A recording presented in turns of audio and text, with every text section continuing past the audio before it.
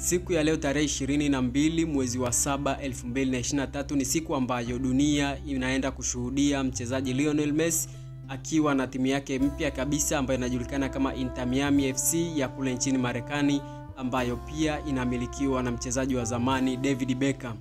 Mchezaji Lionel Messi ameweza kuungana na mwenzake ambaye anajulikana kama Sergio Busquets, ambao wote waliweza kupata nafasi ya kuichezea timu ile ya Barcelona, na kwa sasa tayari wameungana katika timu hii ya Inter Miami kwenye ligi kuu ya nchini Marekani.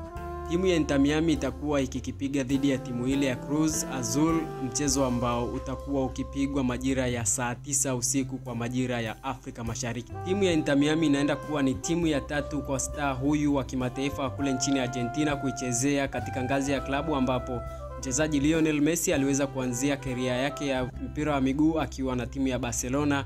Baadaye akaenda katika timu ile ya Paris Saint-Germain ya kule nchini Ufaransa, na sasa hivi ambapo amekuja katika timu hii ya nchini Marekani ambayo inajulikana kama Inter Miami. Na kabla ya kuendelea zaidi, nataka nikupe historia fupi kabisa ya mchezaji Lionel Messi tangu alipoanza mpira mpaka sasa alipofika.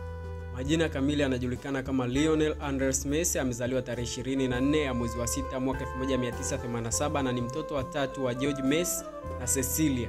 Messi ana asili ya Kiitaliano pamoja na Kihispania, na akiwa na umri wa miaka 4 alikuwa professional player. Aliweza kujiunga katika timu ya Granadole ambayo kocha alikuwa baba yake mzazi.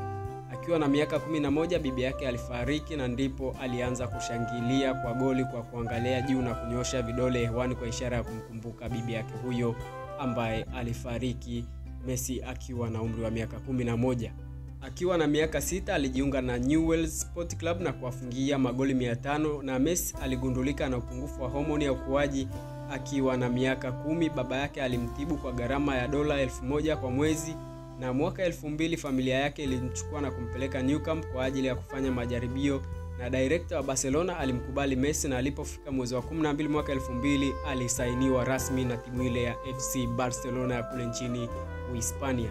Baada ya kwenda Barcelona, familia yake ilihamia karibu na Nou Camp ili kumpa ukaribu mtoto wao, na hii ni kwa sababu Hispania kulikuwa na ubaguzi wa raia wa kigeni. Na mwaka 2003 mpaka 2005 alianza kucheza kama mchezaji wa akiba katika kikosi cha kwanza cha Barcelona, na mwaka 2005 mpaka 2008 akaanza kupewa nafasi katika kikosi cha kwanza cha FC Barcelona na kuanza rasmi katika kikosi cha kwanza cha timu ya Barcelona.